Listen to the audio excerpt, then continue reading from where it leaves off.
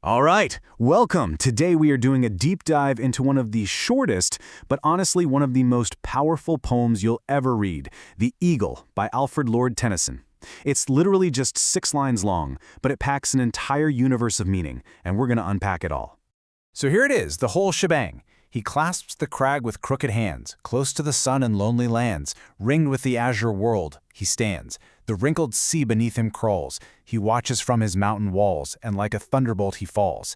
6 lines, 2 little stanzas, and at first glance you might think, okay, it's about a bird. But oh, as we're about to see, every single word in here is doing some incredibly heavy lifting. So, let's get into it.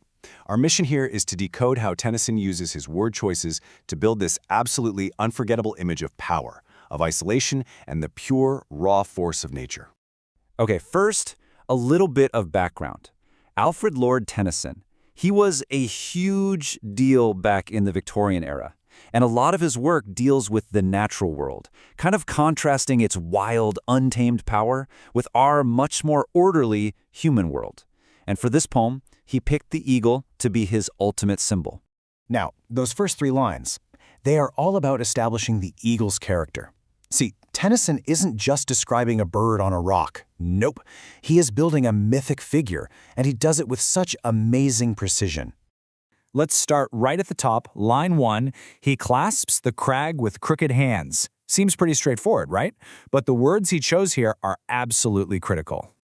Just think about how much these few words are doing. He says, hands, not claws. That gives the eagle this human-like intention, like it's consciously grabbing on. And clasps? That's not a gentle perch. It's a tight, possessive grip. And did you notice that repeated hard C sound? Clasps, crag, crooked. It almost makes you hear the harsh, rocky world that this eagle completely owns. And the poem just keeps building from there with the very next line, close to the sun in lonely lands. This takes us beyond just a physical spot and into something way more symbolic. You see what he's doing? Putting the eagle close to the sun elevates it to this almost godlike mythic status. But there's a price to pay for that power: loneliness. Greatness here is defined by being totally separate. And just like that, the point of view is set. We, the readers, are way down below, looking up at this incredible solitary creature. And the first stanza wraps up with this image of perfect, still authority. Ringed with the azure world, he stands. The eagle isn't just sitting on a cliff. He's literally at the center of his own universe. And that word azure, it's so important. It's not just blue sky. Azure has this vibe of royalty and nobility, almost like the sky itself is a royal emblem surrounding this king. So after just 3 lines, Tennyson has built a whole character. This isn't just some bird. It's a symbol of massive, isolated, almost royal power, standing perfectly still and in total command of its world. Okay, now for the second stanza. And this is where everything changes. In that first part, we were looking up at the eagle, right? Well, in the second, the perspective does a complete 180. We're now looking down, seeing the world through the eagle's eyes. This first line is where that switch happens. The wrinkled sea beneath him crawls, and it just brilliantly shows the eagle's incredible power. So just take a look at this comparison here. We go from the huge, vast, lonely lands to a sea that looks just wrinkled. We go from looking up at a godlike figure to looking down on a world that crawls. It is a complete and total reversal of perspective. I mean, think about it. What kind of height does it take to make the powerful, massive ocean look wrinkled and to make it crawl? That word just shrinks the sea, this huge force of nature, down to something slow and totally insignificant. It just hammers home the eagle's superior position and its amazing sight. The next line, he watches from his mountain walls, just reinforces this feeling of complete command and total security. Using his and walls here is so important. The mountain isn't just a place, it's his possession. It's a fortress, a protective wall.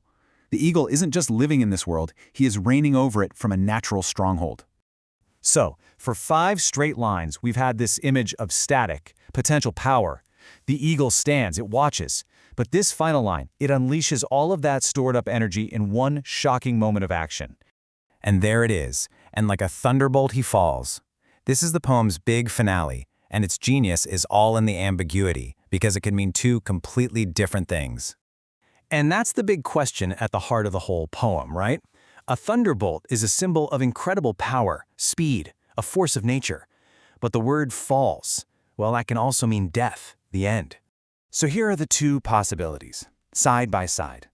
Is this the ultimate show of the eagle's power, a super-fast, deadly dive for prey, an act of life?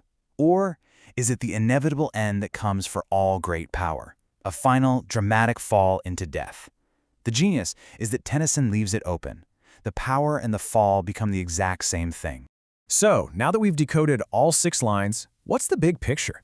What is Tennyson's little masterpiece really trying to teach us?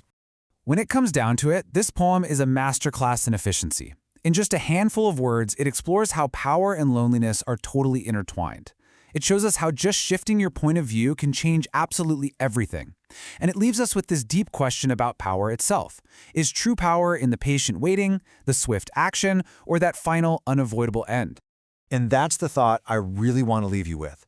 Whether the fall is a hunt or it's a death, it's an end to that stillness. Tennyson seems to be hinting that all power, no matter how majestic or godlike it seems, is temporary. It has to be released one day. That is a heavy, powerful idea, all packed into 6 perfect lines.